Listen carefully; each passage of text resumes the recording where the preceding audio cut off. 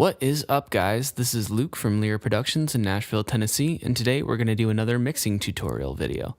This time we're going to take a look at live drums. We're going to look at two different parts of the process, editing and mixing. So if you get something out of this video, make sure to like and subscribe to the channel. We're going to be uploading videos every week. Got a great response in the first one.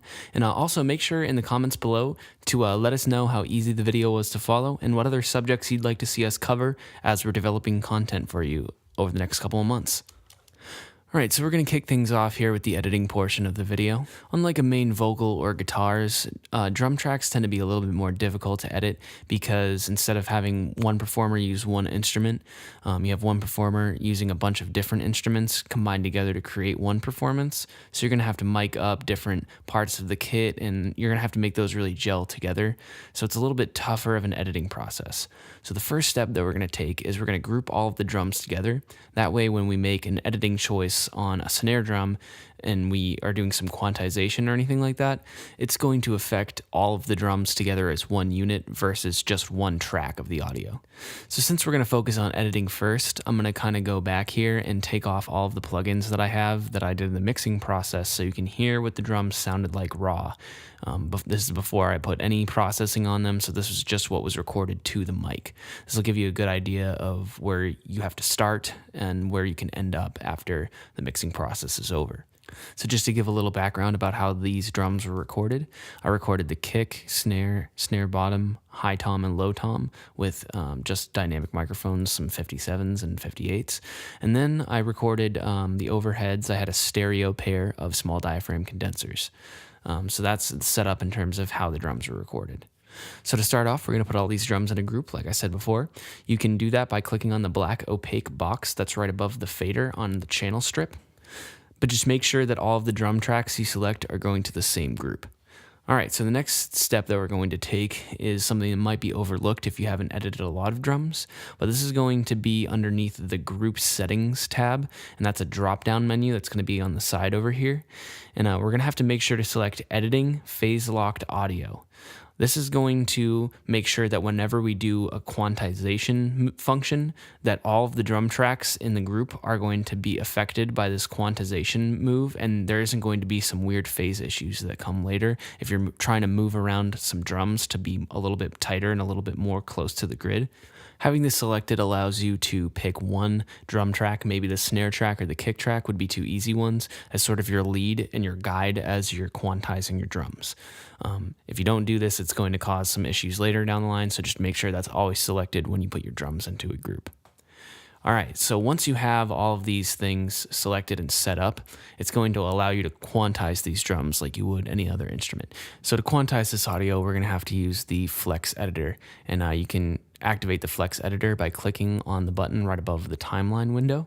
And so once you have that Flex Editor up, as you can see, I've already quantized these drums, but for yours, it's going to look a little different. So let's take off the quantization that I've already applied from the Regions menu. So with this quantization off, we can see what your original audio tracks are going to resemble. So it's going to start assigning little lines to each of the drum hits, and you can move these around manually if you only need to make one or two small edits in the entire drum track. But today I'm going to be able to automatically quantize it because it was played close enough to the grid where the computer is going to be able to auto quantize it with no issues. But for some drummers, they're going to want it to sound a little bit more human, so you're just going to have to figure that out with each performer you work with, how close you want this to the grid. So you're going to select everything, and then we're going to have to go up to the Regions drop-down menu, into the Quantize area, and select 1/8 note. This is going to be your best bet in terms of an auto quantize being successful immediately on your drum tracks. Make sure they're all selected when you do this, just in case you have any little chops or comps or something like that.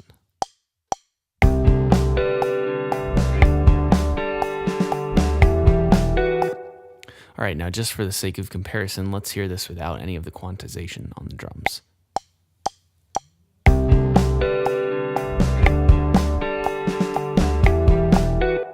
As you can hear, the performance was fine, but it was a little bit rushed in certain sections, so the automatic quantize does a great job of just getting rid of those tiny mistakes. So now the issue that you run into with doing this automatic quantize sometimes is that the computer might put a drum hit somewhere it doesn't need to be. So just make sure to go through and listen to everything that you've done after the automatic quantize and move around any of the elements that got misplaced by the computer. So now that we're finished with the editing portion, we have a nice tight drum performance. Now we're going to mix everything. We're going to start off by working with each of the drum tracks individually from each mic that we set up on the kit. So let's start off with the kick first. Let's hear some of what this kick sounds like.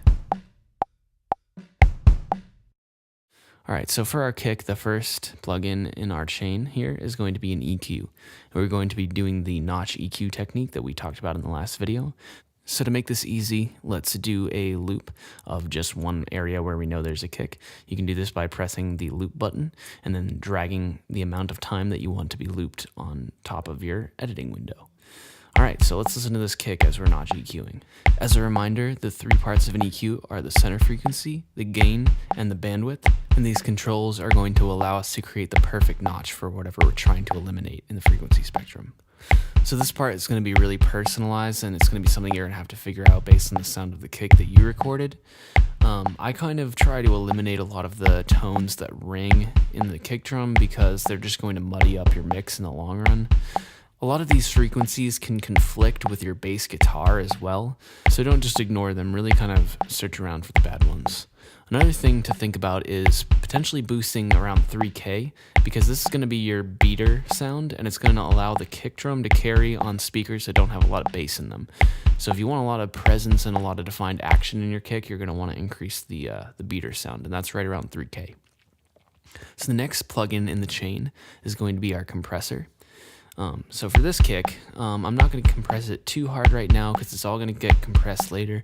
I'm not looking at anything more than 5 decibels of gain reduction at any given point, because when we send everything through to a bus later, that's when a lot of the harsh compression is going to come in. So for now, that should be all right. All right, let's move on to our snare. We can move the loop around to identify the snare. So the first thing that we're going to put on again is an EQ. We're going to do some notch EQ again. So we're going to put on a high pass filter because there really isn't any information in that low end that's going to help the snare out. We're just going to go through and figure out really kind of hot points in the frequency spectrum of the snare that are kind of annoying to the ear. Take them all out. And then we're also going to brighten it up a little bit by boosting it right around 4K. 4 to 5K here. All right, that's gonna make us a nice little bright snare. Now we're gonna add some pretty harsh compression here.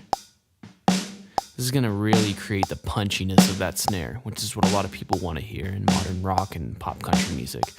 So make sure you have a fast attack and a medium release, and do about 10 decibels of gain reduction here. All right, now we're gonna put on another compressor. This is just gonna be to even out a little bit of the attack. You don't want it to be too punchy in the attack. So make sure the auto gain is off so you're not messing up your gain structure on that one. Now we're going to add a reverb, just in the snare track because I think it sounds great when snares have a little bit of reverb. We're gonna use the large space big plate reverb from the Space Designer plugin. All right, so now we have a nice punchy snare. Now let's take a look at our snare bottom. The snare bottom mic I'm not using too much of, and I'm really just kind of putting it in there for a little bit of the snare wire tone. So the same way, we're gonna identify that snare wire tone, and then we're gonna bring it up with the compressor.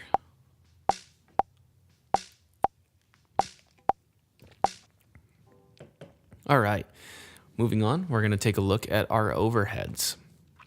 Now you're gonna make sure to hard pan your overheads if you have them stereo. This is gonna really create that wide depth of field in the stereo image. So we're gonna edit these two together, our overhead left and our overhead right. So let's open up our mix window here. So for the overhead EQ, I really like to focus on taking a lot of the low end out and leaving the low end to be implemented in the mix from the kick mic itself. But you can leave a lot of this high end in there for brightness and sheen on the overheads. We're gonna add another compressor to bring these overheads up and kind of dampen that attack a little bit, make everything a little bit tighter. As you can see, I'm not making gigantic adjustments to any of these tracks individually. We're going to do a lot of the processing later.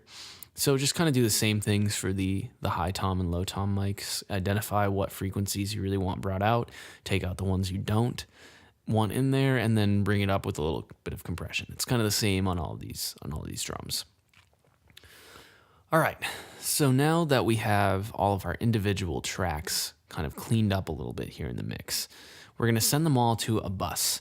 So instead of sending them to the stereo out, we're going to change that from stereo output to bus 2. This is going to allow us to edit just the drums as a group together for the mix. And this is going to be a really important step in creating that fat, thickened drum tone that everybody loves to hear. Also, this will allow us to send this bus to other buses so that we can affect each bus differently and mix it in for taste as much as we want to. All right, so the first plugin that we're going to add to this bus chain here is going to be a compression, because to thicken up these drums, we're going to really need to kind of compress them. It might even seem a little bit heavy-handed, but I kind of like that sound. I think it sounds punchy and nice. It's also going to bring the drums up in the mix and allow them to shine through. So we're going to have a high attack and a slow release like before. And I make sure to use the Platinum Digital compressor that Logic has in this equation, because you don't really hear it super heavily. It doesn't have a big timbre to it or anything, so you can kind of really compress it and bring everything down, but you're not making any tonal differences in the kit. All right, so now we're going to send this bus to some other buses, and you can do this by looking at the bus sends right above the fader on your channel strip. And having these buses run parallel to the original source is going to allow me to affect the audio very drastically on these buses and then mix it in for taste as much as I want with the original send still going. So the first bus is just going to have a multipressor, which you can find underneath the Dynamics tab, and we're going to set it to the Logic preset Hi-Fi Drums. So then you're going to mix it into about -6, and this is going to create a little bit of extra thickness within the high end of the drums and really clean it up.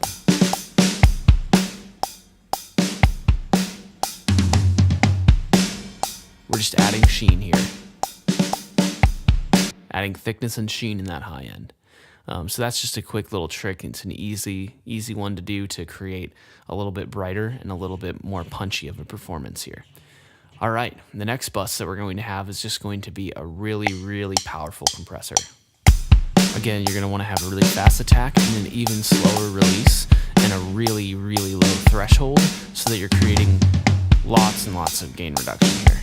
This is really where the thickness of the drums is going to start coming out, and the punchiness, because you're just smashing one track and then bringing it in parallel.